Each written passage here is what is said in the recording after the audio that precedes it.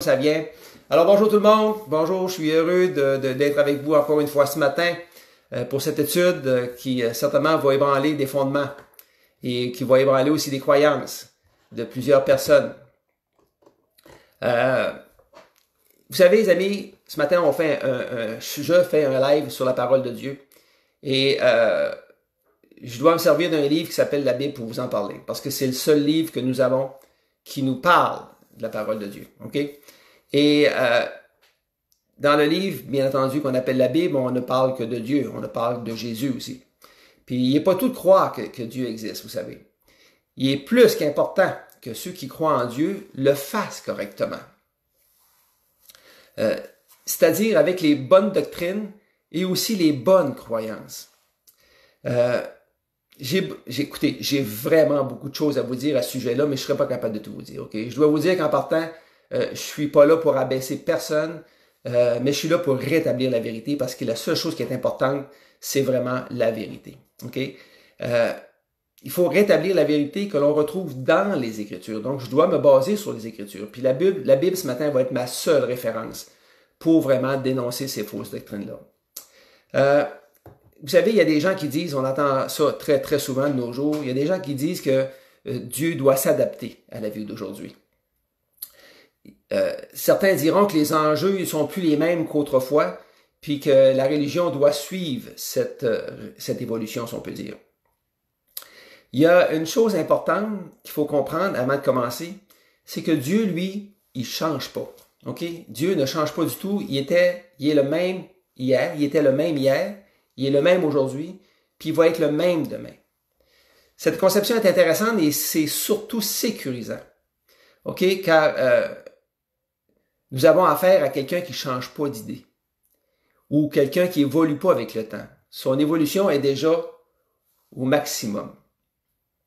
À titre d'exemple, parce que les exemples, c'est toujours intéressant pour bien comprendre, c'est que dans une famille, lorsque les parents sont stables, vous savez que les enfants se sentent en sécurité lorsque les parents sont stables. Okay?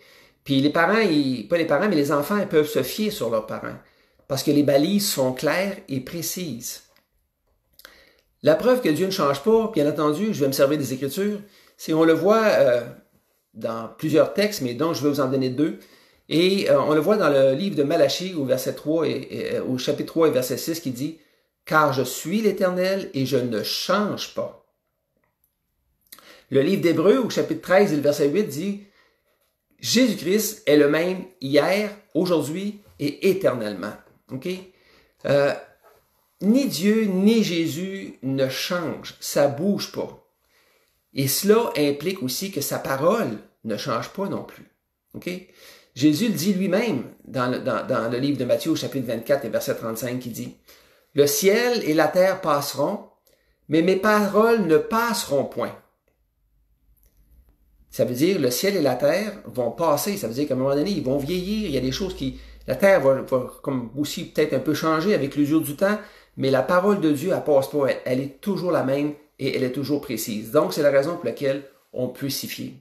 Même si la société dit qu'elle évolue et que la Bible est passée date, mais mes amis, la Bible n'a jamais été aussi à jour et d'actualité que de nos jours. J'aurais certainement pas le temps de faire le tour de tout ce que je voudrais vous dire ce matin, ok? Mais je vais tout de même vous mettre la puce à l'oreille. Et si jamais le cœur vous en dit, ben écoutez, je le fais à chaque live, pesez sur le petit bouton partager. Pesez sur le petit bouton partager, s'il vous plaît, afin que beaucoup de gens puissent le voir. Bon, on commence par quoi, ok? Je vais commencer par la question suivante. Il faut commencer à quelque part. Comment fait-on pour devenir un enfant de Dieu? Certains disent qu'on devient un enfant de Dieu au baptême, à la naissance. Est-ce que c'est vrai? Pour le savoir, on va aller voir ce que dit les Écritures, ok? Et c'est très important. Alors, on va voir ce que la Bible dit à ce sujet-là. Si on va dans le livre de Jean, au chapitre 1 et le verset 12, qui pour moi est un des très bons versets qu'il dit, ça va comme suit, ok? Verset 12.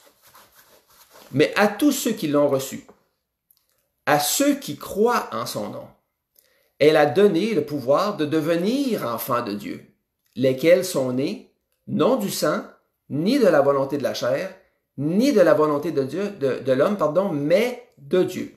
Le verset se termine là. Ce verset est plus que clair, mes amis. Ici, là, de qui parle-t-on quand on dit « mais à tous ceux qui l'ont reçu ». C'est qui le « L » apostrophe? C'est important de savoir « mais à tous ceux qui l'ont reçu ».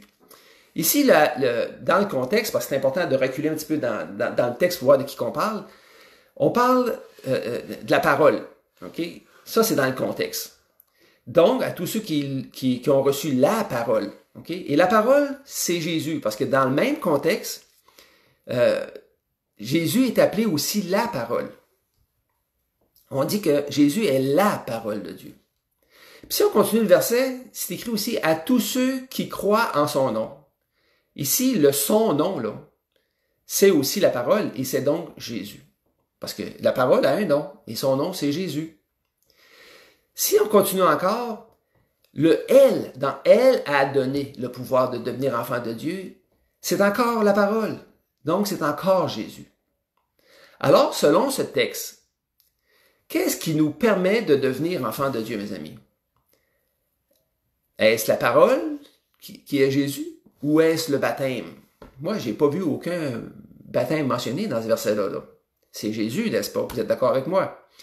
Et si on résume, on peut se poser 3 questions. Première question. Qui peut nous permettre de devenir enfant de Dieu? Qui peut devenir enfant de Dieu? Et comment pouvons-nous devenir enfant de Dieu? Selon la Bible, la réponse de la première question est Jésus. OK? Qui peut nous permettre de devenir enfant de Dieu? C'est Jésus. Lui seul peut le faire. La réponse à la deuxième question, c'est que chacun d'entre nous pouvons devenir enfant de Dieu. Et la troisième réponse à la troisième question, bien entendu, c'est la question c'était comment pouvons-nous devenir enfants de Dieu? Ben, c'est tous ceux qui ont reçu Jésus dans leur cœur, à ceux qui croient en son nom, comme le verset nous le dit. Si on continue le verset, on va rentrer un peu plus profond dans le détail. C'est écrit, il dit, lesquels sont nés. Oups! Ici, on parle de naissance. Si vous vous souvenez, dans un des vidéos précédents, je vous ai parlé d'une nouvelle naissance ou de naître de nouveau.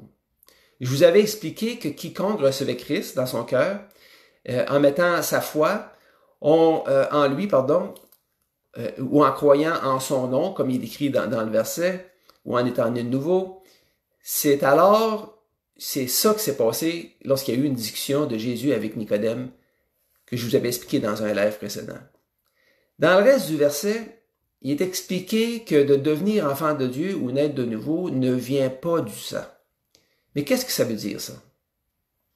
Ça veut dire que ce n'est pas en nous. C'est pas quelque chose qui est acquis. C'est pas quelque chose qui est héréditaire.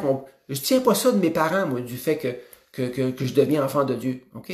Puis le texte, il continue en expliquant comme il faut, en disant « ni de la volonté de la chair ». Ça veut dire quoi? Ça veut dire que vous pouvez faire ce que vous voulez comme œuvre pour mériter de devenir enfant de Dieu, et ça ne fonctionnera pas, parce que ça ne vient pas de la chair. Et il ajoute « ni de la volonté de l'homme ». Ça veut dire que quelqu'un ne peut pas décider à votre place du moment où est-ce que vous allez devenir un enfant de Dieu. Ça ne vient pas d'une autre personne, ça vient d'une décision personnelle. Et finalement, comme on a vu tantôt, le verset finit par « mais de Dieu ». Alors, devenir un enfant de Dieu ne vient pas de l'homme, mais de Dieu. En ce qui concerne le baptême à la naissance, est-ce qu'il vient de Dieu ou est-ce qu'il vient de l'homme par rapport à ce que je viens de vous expliquer? Un jour, quelqu'un a décidé pour moi et pour vous la date et l'heure que vous allez devenir un enfant de Dieu. Et on voit que c'est une volonté d'homme. De plus, est-ce qu'un bébé peut recevoir Jésus dans son cœur et croire en son nom? La réponse est sans contredit non. Parce qu'un bébé ne peut recevoir Jésus parce qu'il n'a aucune idée de qui c'est Jésus. Puis vous serez d'accord avec moi qu'à part de dormir, pleurer parce qu'il a faim ou parce qu'il a mal, un bébé, il ne connaît pas grand-chose. Il ne sait même pas pourquoi il est là. C'est la raison pour laquelle nous voyons aucun baptême d'enfant dans les Écritures. Est-ce que c'est une doctrine biblique, le baptême à la naissance? Ou bien non, est-ce que c'est une fausse doctrine provenant d'une religion? Maintenant, tant qu'à être dans le sujet, là, on va parler aussi du baptême, pour éclaircir le sujet aussi. OK? De nos jours, on voit deux types de baptême. OK? On voit un baptême par aspersion et on voit aussi un baptême par immersion. Ça, c'est ce qu'on voit de nos jours présentement. Lequel des deux est biblique? Un baptême d'aspersion, c'est un baptême où l'on verse quelques gouttes d'eau sur le front d'une personne. OK? Tandis que le baptême par immersion, c'est un baptême où on prend la personne pour la plonge complètement dans l'eau. Complètement couverte d'eau. Lequel des deux est biblique, pensez-vous? De plus, est-ce que le baptême a une puissance? Est-ce que ça a une puissance quelconque en soi, un baptême? Est-ce que ça amène un changement chez celui qui se fait baptiser? Pour trouver la réponse, bien entendu, on va aller dans les Écritures, n'est-ce pas? Et j'ai un texte pour vous. Dans le livre de Actes, Actes des Apôtres, au chapitre 8 et versets 26 à 39. C'est un texte qui est un petit peu plus long. Par contre, on voit le contexte dans le texte, puis c'est important de tout le voir. Ça s'est passé dans le livre des Actes des Apôtres. Je vais vous le lire. Un ange du Seigneur, s'adressant à Philippe, lui dit, « Lève-toi et va du côté du midi sur le chemin qui descend de Jérusalem à Gaza, celui qui est désert. » Il se leva et partit.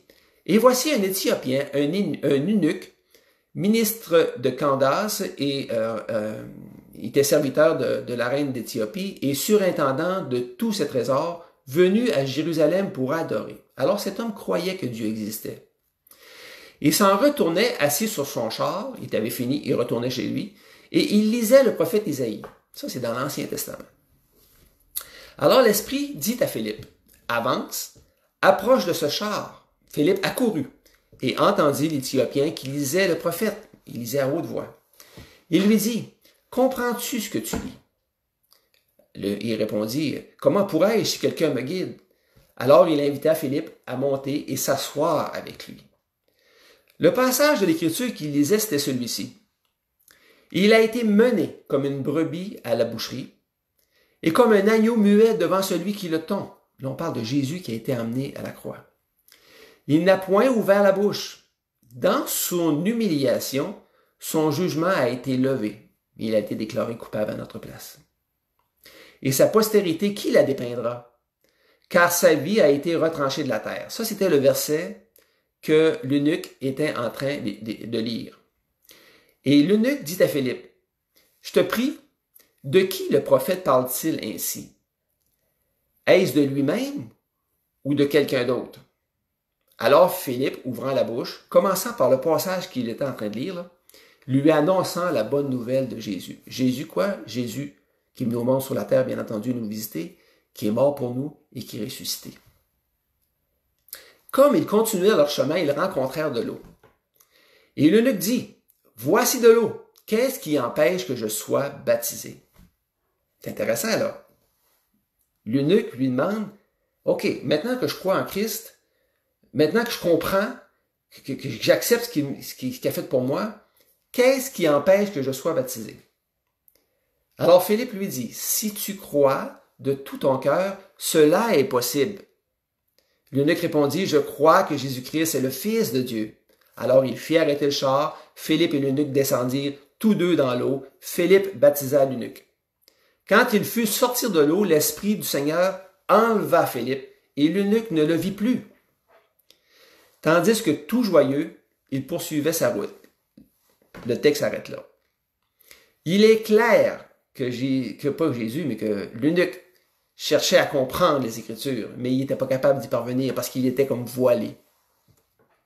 Dieu, voyant la sincérité du cœur de l'eunuque, envoya Philippe auprès de lui pour lui expliquer afin qu'il comprenne ici. Il semble que l'eunuque a vraiment pigé, ok? Il a compris parce qu'il a demandé, voici de l'eau, qu'est-ce qui empêche que je sois baptisé? Alors, Philippe lui donna les prérequis pour être baptisé. Il lui a expliqué, tu peux être baptisé, voici pourquoi. Et ça, on voit ça au verset 37. Hein, si tu crois de tout ton cœur, cela est possible. L'eunuque dit, je crois que Jésus-Christ est le Fils de Dieu. Ça veut dire, je crois ça de tout mon cœur. Et j'ouvre une parenthèse ici.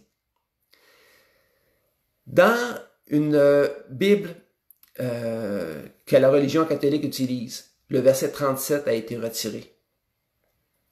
Le verset 37 n'y est pas. Vous allez le chiffre 37 et tout de suite on tombe au verset 38. OK? Parce que ça ne faisait pas tout simplement leurs affaires.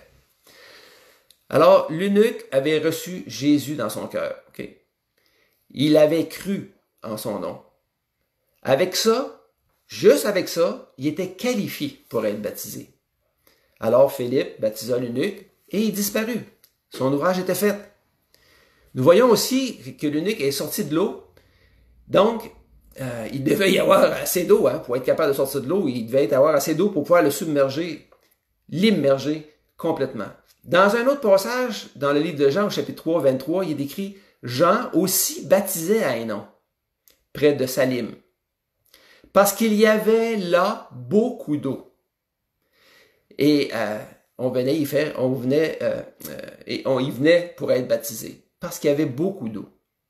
Jean baptisait à cet endroit parce qu'il y avait beaucoup d'eau. C'est simple, afin de pouvoir immerger complètement le croyant dans l'eau. Je vais vérifier si tout va bien, tout me semble correct, étant donné que c'est nouveau ce matin avec mon téléphone, tout a l'air correct. OK, on continue. Maintenant, avec ce que je viens de vous dire, est-ce que le baptême a vraiment une puissance quelconque? La réponse est non.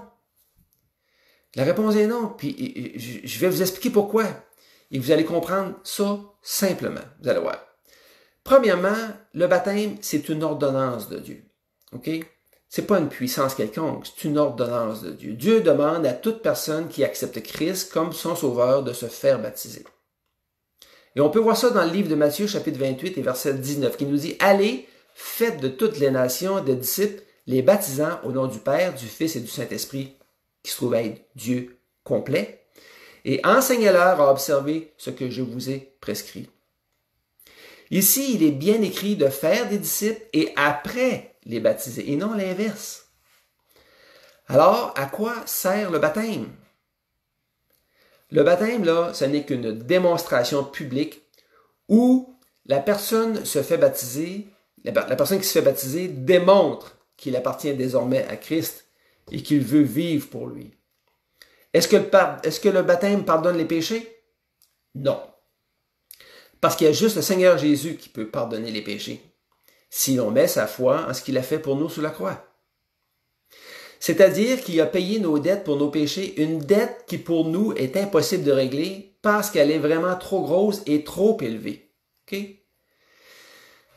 Alors, qu'est-ce que ça représente vraiment le baptême? Là, il faut répondre à cette question-là, parce que Dieu n'a pas décrété qu'il fallait se baptiser pour rien. Là. Il y a vraiment une signification. Là. Premièrement, le mot baptême, qu'est-ce que ça veut dire? Ça veut dire immerger, plonger, non pas asperger. OK? Après que ce que représente le baptême là, par immersion, on va savoir c'est quoi, là, parce que je vais vous le dire. Lorsque nous sommes dans l'eau avec celui qui se fait baptiser, nous l'immergeons complètement dans l'eau. Et ça représente la mort. Qu'est-ce qu'on fait avec un mort, mes amis? On l'ensevelit, hein? Mais c'est précisément ce que représente le baptême. L'immersion du baptisé dans les eaux, le fait qu'il soit submergé par elle, c'est le témoignage ou le symbole de la mort et de l'ensevelissement de Christ. Okay? Et à la sortie de l'eau, lorsqu'on ressort celui qui se fait baptiser de l'eau, c'est le symbole de sa résurrection avec lui. Et là, à partir de ça, nous sommes appelés à marcher en nouveauté de vie pour lui, pour Jésus. C'est un témoignage public sans rien de plus. Et on va voir des versets qui en parlent. Okay? Dans le livre de Romains au chapitre 6, verset 4, il est écrit « Nous avons donc été ensevelis avec lui par le baptême en sa mort, afin que, comme Christ est ressuscité des morts par la gloire du Père, de même, nous aussi, nous marchions en nouveauté de vie lorsqu'on ressort de l'eau. » Le livre de 1 Pierre, chapitre 3, verset 21, c'est écrit « Cette eau était une figure du baptême, qui n'est pas la purification des souillures du corps. » Ça veut dire qui n'est pas le pardon des péchés. Mais l'engagement, alors on voit la signification du baptême, c'est l'engagement d'une bonne conscience envers Dieu. Fin du verset. Le baptême n'a donc aucune puissance. OK? Aucune puissance. Ce n'est qu'un symbole ou une démonstration par laquelle un chrétien déclare publiquement, devant des amis, devant la famille, devant des étrangers, mais publiquement son appartenance à Christ, en démontrant sa mort, bien entendu, au péché et sa résurrection pour une vie nouvelle. C'est ça le baptême. Ce n'est que ça. OK? Maintenant, on va changer de sujet complètement. On va parler d'autre chose, une autre fausse doctrine. On vient d'en avoir deux, là. On va prendre la troisième. OK? On va parler de Marie. On va parler de Marie. Puis moi, je vais prendre une gorgée d'eau parce que ça commence à être sec.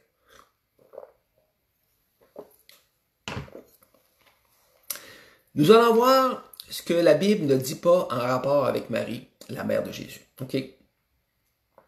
La Bible ne dit pas qu'elle est co-rédemptrice avec Christ. Elle ne dit pas qu'elle a été vierge toute sa vie non plus.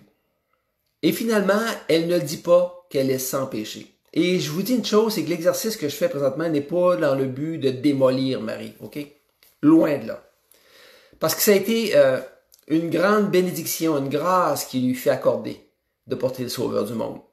Le but, c'est plutôt de rétablir les faits, de rétablir la vérité, une vérité biblique. Est-ce que Marie était sans péché? On va regarder ce que la Bible dit à ce sujet-là, OK? Le livre de Luc, au chapitre 1, versets 46 et 47, c'est écrit « Et Marie dit », ça c'est quand l'ange est venu annoncer à Marie qu'elle allait porter le Sauveur du monde. Et Marie dit « Mon âme exalte le Seigneur, et mon esprit se réjouit en Dieu, mon Sauveur. »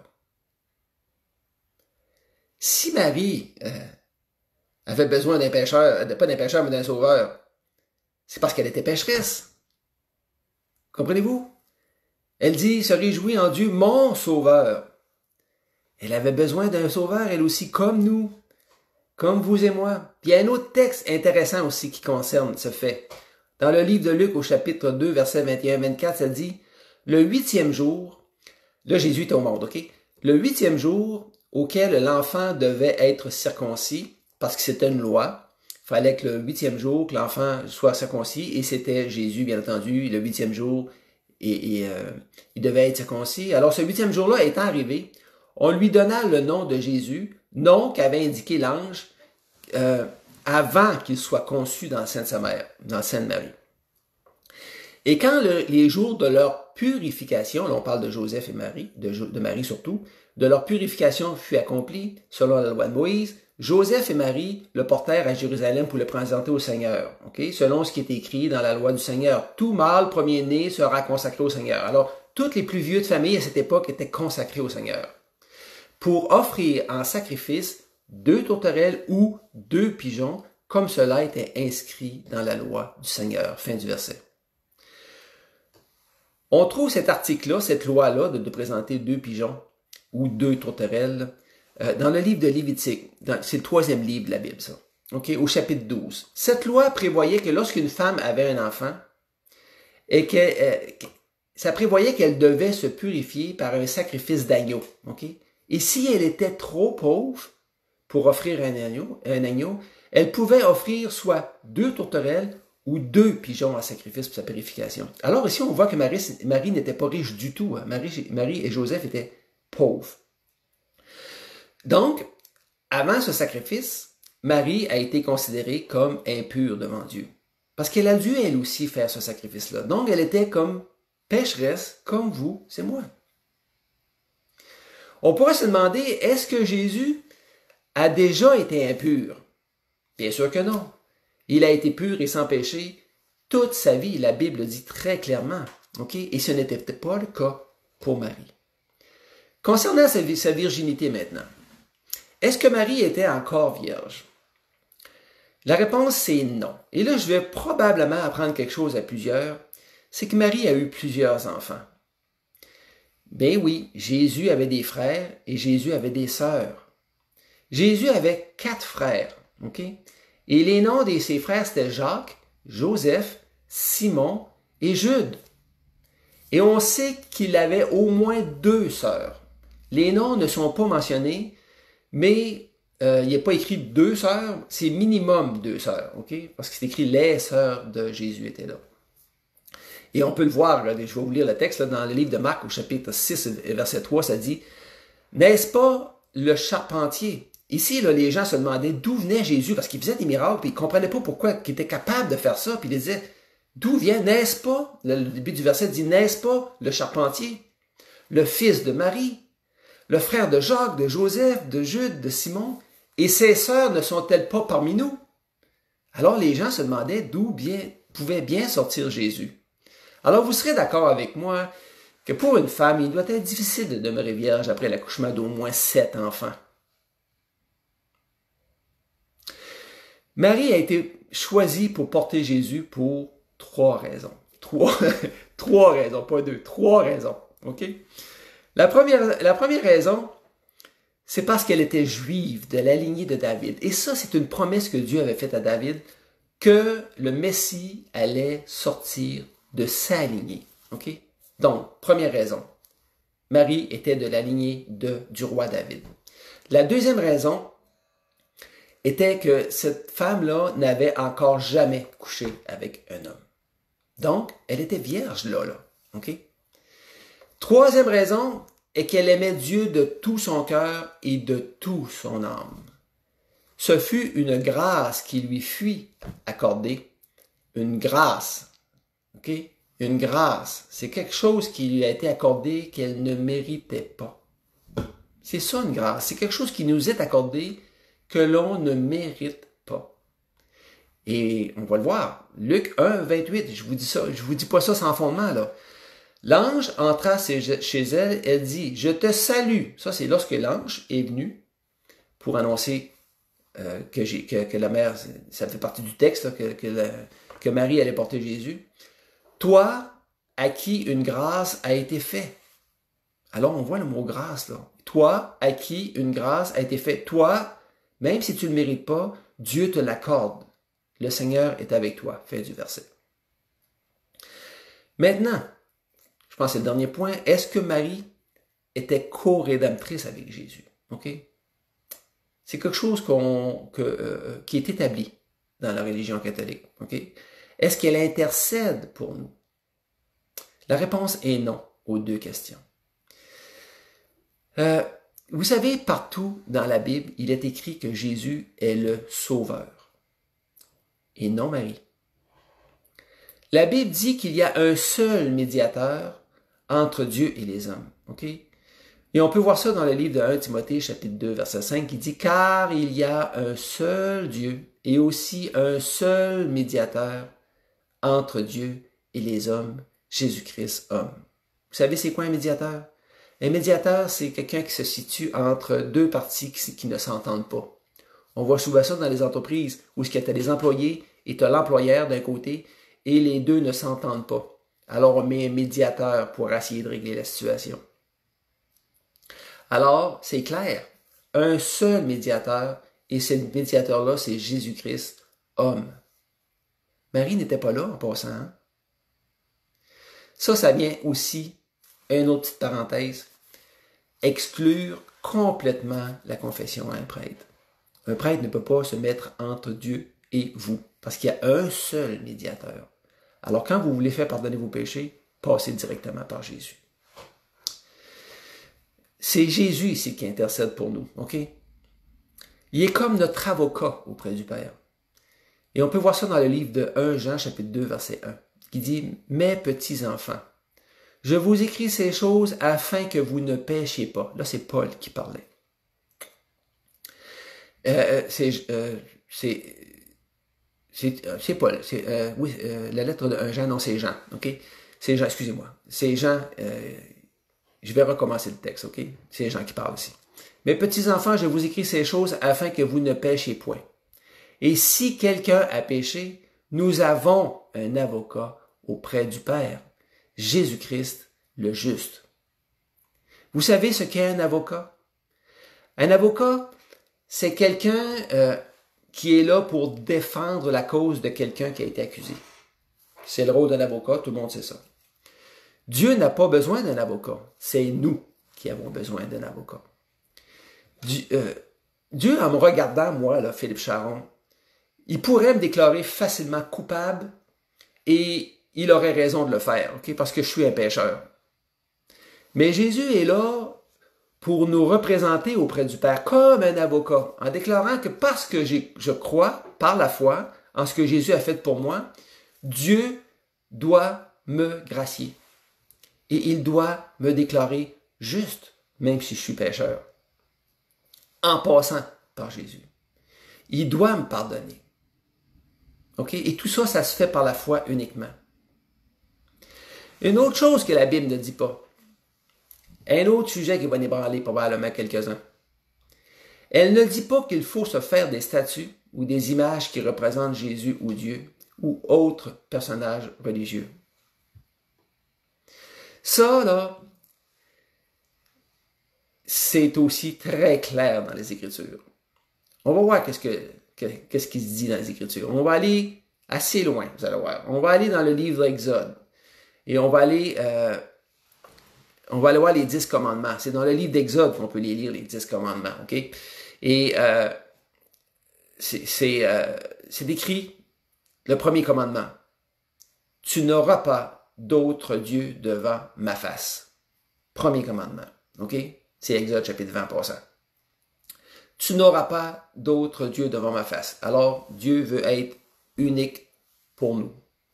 Le deuxième commandement, et c'est celui qui nous importe ce matin, de son côté, lui, au verset 4 et 5, il nous dit, écoutez bien, tu ne te feras point d'image taillée, ni de représentation quelconque, des choses qui sont en haut dans les cieux, qui sont en bas sur la terre et qui sont dans les eaux plus bas que la terre. Tu ne te prosterneras point devant elles, et tu ne les serviras point, car moi, l'Éternel, ton Dieu, je suis un Dieu jaloux. Vous savez ce qu'est une image taillée, ok? Une image taillée, c'est une statue. Et une représentation quelconque, comme le dit le début du verset, ça peut être une image, une photo, ça peut être une médaille, ça peut être autre chose, comme un chapelet. Tout ce qui représente Dieu dans les cieux, ou Jésus, ou un autre, comme vous voulez.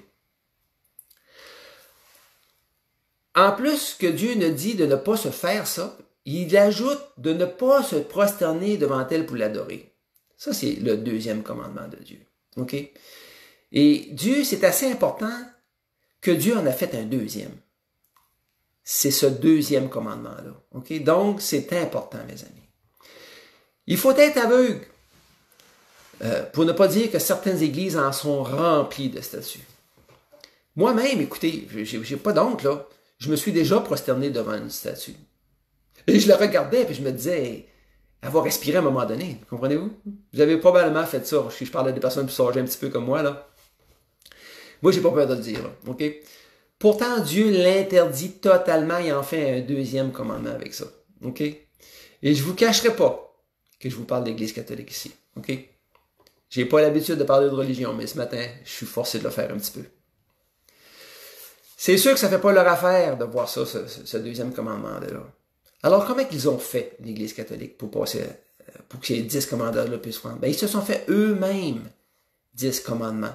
Ils appellent ça le décalogue. 10 commandements de l'Église catholique. Qu'est-ce qu'ils ont fait? Ils ont supprimé le deuxième commandement, qui est celui que je viens de vous citer. Ils ont remplacé le 10e par 2 commandements. Il y avait assez de stock dans le 10e qu'ils l'ont séparé en 2 pour un total de 10. Pas besoin d'aller plus loin sur le sujet, donc vous êtes assez intelligent pour comprendre, OK? Comprendre une chose, c'est correct, là, mais le reconnaître, ça en est un autre. Là, OK? La dernière chose que la Bible ne dit pas aujourd'hui, et je pense que c'est la plus importante, c'est la Bible ne dit pas qu'il faut travailler sans arrêt pour faire de bonnes œuvres, pour se mériter la vie éternelle. Ça, là, je pense que c'est la pire des choses que la Bible ne dit pas. Un jour, moi, j'ai rencontré un homme qui, malheureusement, aujourd'hui est décédé. C'est lui qui m'a fait prendre conscience de cette supercherie. Et j'utilise le mot supercherie là, parce que c'est vraiment, j'ai pas d'autre mot là. OK? La supercherie que le ciel se méritait. À ce moment-là, j'avais de la colère en dedans de moi. Je vais être honnête avec vous. Et en même temps, j'avais aussi de la compassion. La colère, là, elle venait du fait que je m'étais fait avoir par des gens qui sont supposés connaître la vérité et qui, en fait de compte, sont loin de la connaître. Et la compassion, elle, parce que je voyais que je n'étais pas le seul à m'avoir fait berner. Et que la majorité des gens ne s'en aperçoivent pas ou ne veulent pas s'en apercevoir. OK? C'est la raison de ces lives que je fais sur la parole de Dieu. C'est la raison pour laquelle je vous demande de partager. Pour que les gens le sachent. Pour en avertir le plus possible. C'est important parce qu'on est dans la période de la fin des temps. Le ciel ou la vie éternelle, mes amis, ça ne se mérite pas du tout. La base de tout ça, là, d'avoir la vie éternelle, là, c'est de connaître qui est vraiment Jésus. Car c'est lui qui possède la vie éternelle. Regardez dans le livre de Jean au chapitre 17 et verset 3, c'est écrit « Or, la vie éternelle, c'est qu'ils te connaissent, toi, le seul vrai Dieu et celui qui t'a envoyé Jésus-Christ. » Jésus est le seul vrai Dieu, car il est 100% Dieu et 100% homme. Il est Dieu. Même s'il s'est abaissé à notre niveau, il demeure pareil 100% Dieu. Jésus dit dans le livre de Jean, au chapitre 12, versets 44 et 45, « Or, Jésus s'est écrié, là, on voit que c'est Jésus qui parle, « Celui qui croit en moi, non pas en moi, ici en parlant de son charnel, de son corps, mais en celui qui m'a envoyé. » Là, on parle du côté divin. « Et celui qui me voit, voit celui qui m'a envoyé. » Alors, c'est pour la fin du verset. C'est pour ça qu'il faut croire en ce qu'il est vraiment. Voir le côté 100%. Le livre de Jean, au chapitre 8, verset 24, nous dit « C'est pourquoi je vous ai dit que vous mourrez dans vos péchés. Car si vous ne croyez pas ce que je suis, c'est-à-dire du côté divin, le côté divin soit Dieu, vous mourrez dans vos péchés. » Et il y a plusieurs religions qui n'y croient pas. La Bible est claire. Puis, je pourrais vous donner des versets le reste avant midi. Tellement la Bible est riche en vérité à ce sujet. Afin d'avoir accès à la vie éternelle, là, Dieu nous demande de nous repentir de notre état de pécheur. La Bible est claire. Il faut se repentir car sans repentance, il n'y a point de salut. OK? Il n'y a point de salut. Mais avant que Jésus commence son ministère, Jean-Baptiste annonçait la venue du Sauveur en criant dans le désert « Repentez-vous, car le royaume des cieux est proche. » On voit ça dans Matthieu 4, 17. Mais qu'est-ce que c'est se repentir? Écoutez, se repentir, là, c'est regretter. C'est changer d'avis. C'est d'avoir une aversion pour nos péchés passés, les péchés qu'on a faits, bien entendu, et nos péchés présents. C'est changer de direction par rapport à la vie que nous menons. Ça, c'est se repentir. C'est prendre part, je vais dire ça autrement, c'est de prendre la décision d'aller dans le sens inverse, dans le sens de celui qui a tout fait pour nous en mourant sur la croix, pour nous sauver de l'enfer. Moi, ma vie, là, lorsque je me suis repenti de mes péchés, là, j'ai accepté Christ comme sauveur, là, ma vie a fait 180 degrés. OK? Je m'en allais dans un sens, dans le chemin large et spacieux, qui était l'enfer, bien entendu. Et lorsque j'ai compris, j'ai dit, wow, je ne peux pas continuer dans ce sens-là. Il faut que je tourne de bord. En tournant de bord, je m'en allais vers Christ. Je m'en allais vers lui. Et c'est ça, se repentir. OK? C'est se tourner de bord. Et la repentance, là, c'est une exigence de Dieu pour le salut. On voit ça dans Luc 13, 3, qui dit, « Non, je vous le dis, mais si vous ne vous repentez, vous périrez tous également. » Vous périrez tous également. OK? Jésus ne demande qu'à pardonner vos péchés. C'est juste ça qu'il vous demande. Il demande juste ça que vous pardonnez. Il est prêt à le faire. Mettez votre foi entièrement en Jésus. Repentez-vous et demandez-lui de vous sauver aujourd'hui même. Parce que ça peut se faire aujourd'hui. Puis il va le faire. C'est une promesse qu'il fait dans les Écritures. Puis là, votre vie va changer. Je ne peux pas en rajouter plus. C'est une décision qui vous appartient. OK? Ça ne regarde que vous. Si vous voulez être sauvé, regardez ce que dit ce livre-là.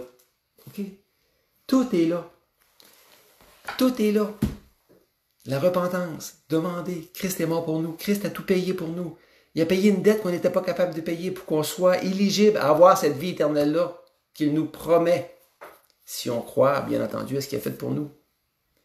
C'est pas évident. Vous savez que je ne sais pas si quelqu'un d'entre vous serait prêt à faire ce que Christ a fait. Mourir pour ton pire ennemi. Pas sûr que moi je serais capable de le faire. Comprenez-vous? Je ne suis pas sûr que je serais pas capable de le faire, non. Je pense pas que je serais capable de le faire. Écoutez, moi c'est tout ce que j'avais pour vous ce matin. C'est tout ce que j'avais pour vous ce matin. Je vous souhaite que vous preniez à cœur la parole de Dieu et qu'un jour vous puissiez dire « j'ai compris, j'ai accepté ». Il se dit tellement de fausseté qu'à un moment donné, il faut chercher, n'est-ce pas? OK. Alors, soyez présents la semaine prochaine. Je vous demande de partager si c'est possible, là, pesez sur le petit bouton « Partager ». Et je veux encore vous parler une fois du salut. C'est le but de mes lives. Je vais vous parler de la parole de Dieu, du salut. On va voir comment des gens sont venus à Christ dans la parole de Dieu. Ce sont des exemples qui sont écrits pour nous montrer d'exemples, pour nous servir d'exemples. Okay? Encore une fois, bonne fête des mères à toutes les mamans. Puis merci d'avoir été là ce matin. Vous êtes un encouragement. Puis je vous dis à la semaine prochaine. Alors, merci beaucoup. Au revoir.